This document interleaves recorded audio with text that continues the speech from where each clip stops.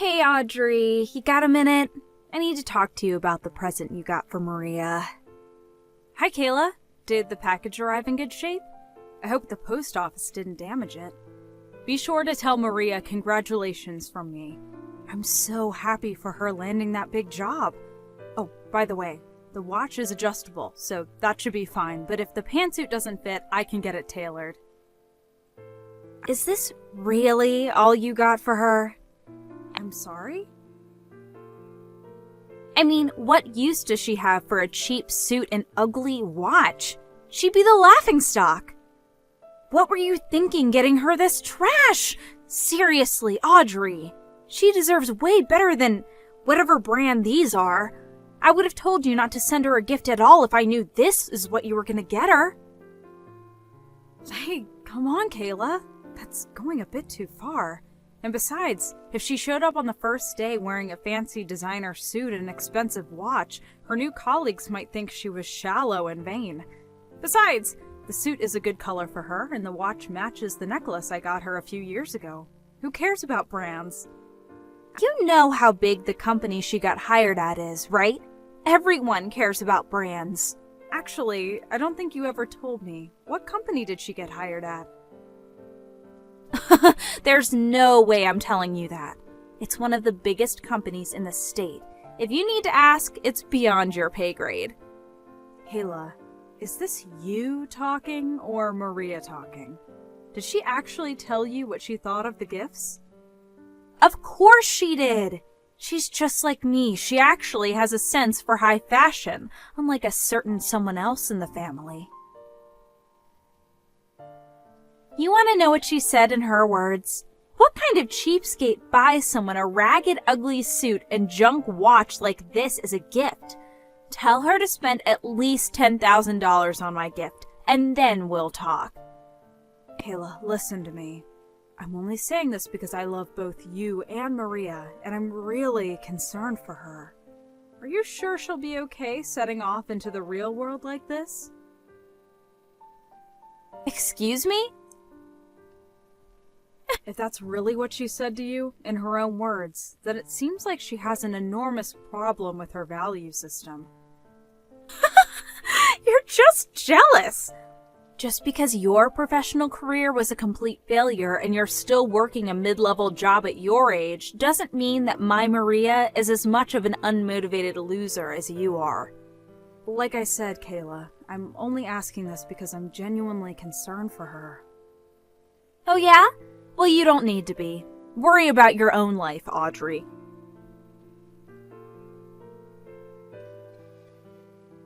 Hey, John. Sorry to bother you while you're on a business trip. Do you have a minute? Sure, Audrey, what's up? I need to vent. Oh, yeah, go ahead, babe. Tell me what's on your mind. Thanks. So, it's about Maria. You know Maria, right? Yeah. Oh yeah, your niece, right? Kayla's daughter? That's her. I heard Maria landed a good job at a big company, so I bought her a suit and watch that she could wear to work as a present. Holy cow, Maria's already graduated from college? Man, time flies. For real. But anyway, according to what Kayla told me in a text earlier today, Maria said they're cheap and ugly. She's never going to wear them, and that I should have bought her more expensive brand products. No way. Yeah, it's hard for me to believe too. But that's what Kayla told me this afternoon. Man. Don't they know the expression, don't look a gift horse in the mouth? Good grief. To be honest, this isn't the first time the two of them have acted like this with me. Seriously? Yep. Kayla thinks that I'm a professional failure and that I work at a mid-level job for chicken feed.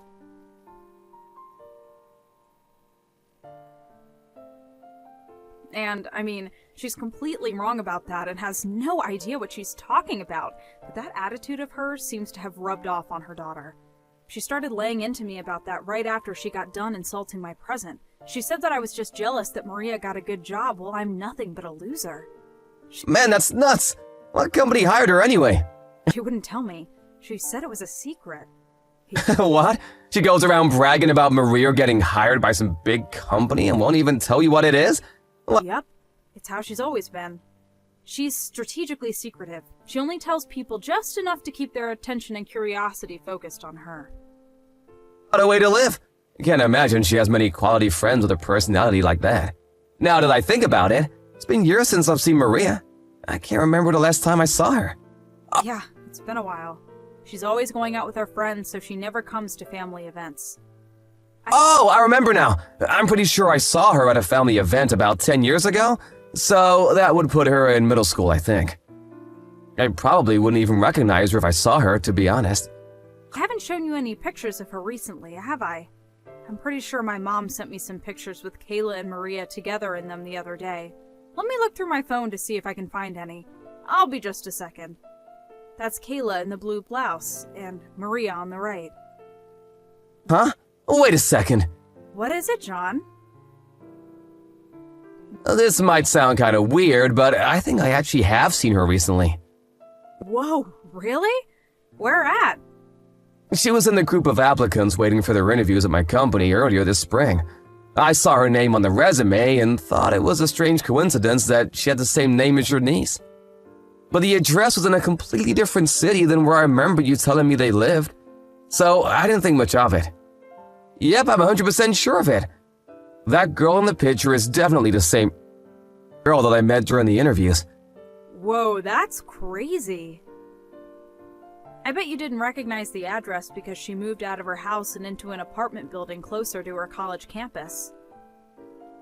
Yeah, duh, she went to college, didn't she? Oh boy, this could be a bit of a problem. Why's that? Things still aren't finalized over at my company, so I'll go and ask the head of HR about a few things and let you know what I find out later. Audrey? Answer me, Audrey. You've got some explaining to do. Tell me what you did right now. Huh? I knew you were jealous of Maria, but I never thought that even someone as bitter as you could go and do a thing like this.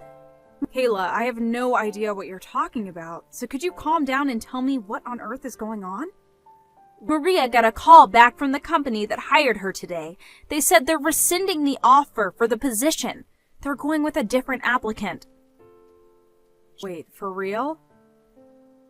She just called me and told me, weeping her eyes out. That poor little thing. She doesn't deserve this. Hold on a second, Kayla. I'm gonna go check with someone who's more familiar with the situation than me. What? What do you mean? Yes. Hi there, Kayla. It's been a long time since we've seen each other, hasn't it? It's John, Audrey's husband. John? I had no idea you had my number. Yeah, it's been a while since you gave it to me. It's unsurprising that you forgot about it. Well, anyway.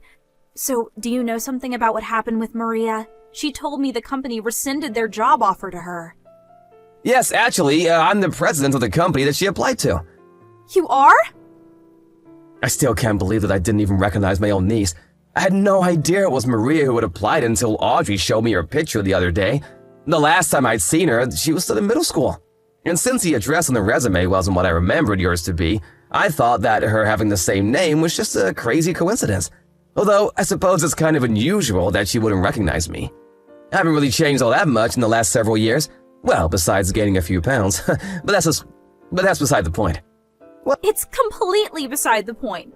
Did you actually use your position to rescind Maria's job offer just to get revenge on me for what I said to Audrey?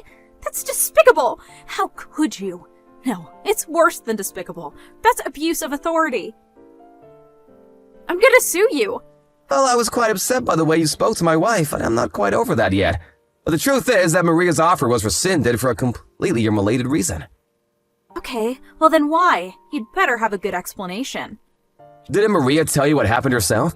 The HR rep who called her and informed her should have explained the reason to her. There's no way she didn't know. We discovered that Maria had falsified her resume. She did what? Our company was hiring college graduates only, and on her resume, Maria stated that she will be graduating from a university this spring. However, we discovered that she was actually a few credits short of graduating and would have to take a class this summer to make up for it. So she would not actually have received her degree by the time the job was slated to start. And since she was aware of this when she submitted her resume, we had no choice but to remove her from the candidate pool and go with another applicant. Wait, she was a few credits short? She never told me that. And she's taking summer classes? Worse, we discovered that the preliminary transcript she had submitted was a forgery, which showed her as already having taken the courses she was scheduled to take this summer. And I'd like to think I don't need to tell you this, but kind of forgery is a crime. Oh, in addition to rescinding her employment offer, I'd also like to inform you that we are considering filing criminal charges against her for the forgery. You can't be serious. I am serious. Can't you do anything about this? I mean, you're the company president and she's your niece. You couldn't throw your niece out to the curb, could you? Well, I would like to, but you just told me a short time ago that using my position to favor my niece would be abuse of authority, correct? Well, yeah, I did, but can't you make an exception in this one case? And what reason would I possibly have to make an exception for you? To help out Maria? I mean, think of the situation she's in now. The situation she's in now is entirely of her own doing. I've said all I have to say for now, so I'll take my leave. Enjoy your evening. Audrey, you've got to do something. Oh boy. What's wrong now, Kayla? It's Maria. She's been arrested. What? She was?